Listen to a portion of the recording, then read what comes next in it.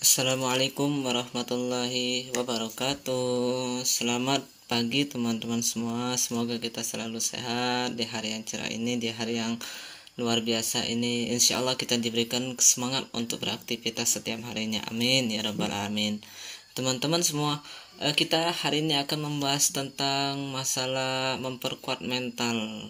Tentang masalah ini sendiri saya ambil dari kutipan buku yang berjudul Filosofi Trust, yang mana mental ini sangat dibutuhkan dalam kehidupan kita sehari-hari. Baiklah teman-teman semua, kita langsung aja. Yang pertama, kita membaca sebuah perkataan dari seorang filsuf Stoa.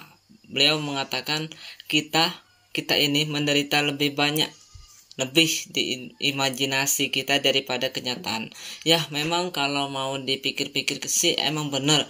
Setiap kali kita melakukan aktivitas ataupun sebuah tantangan lah, pasti yang paling banyak sekali itu adalah pemikiran kita ataupun hal-hal persepsi yang ada di otak kita ini. Tergantung itu juga, kalau seandainya pemikiran itu bagus, ya insya Allah bagus juga. Ada kata lagi yang dibawa itu, kita memiliki kebiasaan membesar-besarkan kesedihan. Kita tercabik di antara hal-hal masa kini dan hal-hal yang baru akan terjadi. Pikirkan apakah sudah ada bukti yang pasti mengenai kesusahan masa depan, karena seringkali kita lebih disusahkan dan dikhawatirkannya kita sendiri. Nah, itu memang benar sekali teman-teman. Belum kita melakukan hal tersebut ternyata kita udah berpikir negatif, sudah berpikir negative thinking yang mungkin itu menurunkan semangat kita sendiri. Oke, next. Yang selanjutnya itu ada sebagian hal dalam hidup yang berada di bawah kendali kita, ya kendali kita kan. Ada yang tidak di bawah kendali kita juga, ada juga yang tidak di bawah kendali kita teman-teman. Lalu sumber dari emosi negatif bukanlah peristiwa-peristiwa dalam hidup, tetapi persepsi, anggapan, pendapat kita sendiri atas peristiwa tersebut. Jadi menurut dari filosofi trust ini sendiri, sebenarnya ada sebuah di luar kendali, ada juga di dalam kendali kita. Tapi kebanyakan itu di luar kendali kita teman-teman, terutama persepsi ataupun anggapan-anggapan yang berada di dalam pemikiran-pemikiran kita. Nah, itu di luar kendali kita sebenarnya teman-teman, padahal kita sendiri belum melakukannya, tapi ternyata sudah terpikirkan oleh pemikiran kita sendiri. Oke, next. Selanjutnya yaitu Marcus Aurelius. Siapa sih Marcus Aurelius ini? Marcus Aurelius ini sendiri adalah seorang filsuf Stoa yang telah dijelaskan dalam buku Filosofi Trust.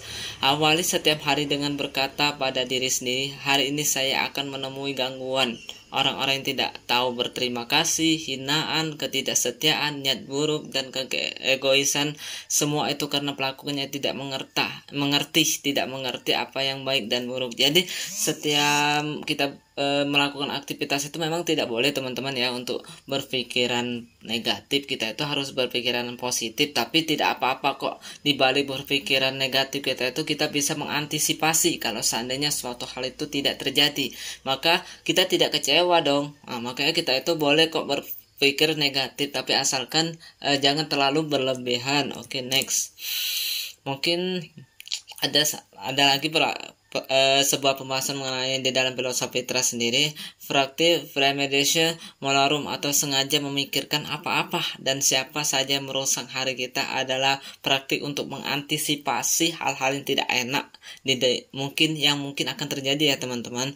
Jadi kita itu berpikir negatif itu bukan sembarangan berpikir negatif sih ya, kita benar boleh berpikir negatif, asalkan berpikir negatif itu kita untuk mengantisipasi akan hal-hal yang mungkin di luar nalar kita akan terjadi.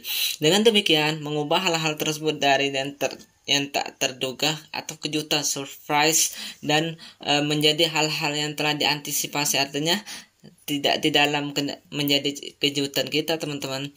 Selanjutnya ada lagi perkataan, yaitu musibah terasa lebih berat jika datang tanpa disangka dan selalu terasa lebih menyakitkan karenanya tidak ada sesuatu pun yang boleh terjadi tanpa kita sangka-sangka. Pikiran kita harus selalu memikirkan semua kemungkinan dan tidak hanya situasi normal, karena adakah sesuatu pun di dalam dunia ini yang tidak bisa kita jungkir balikan oleh nasib. Oke, itu sepertinya.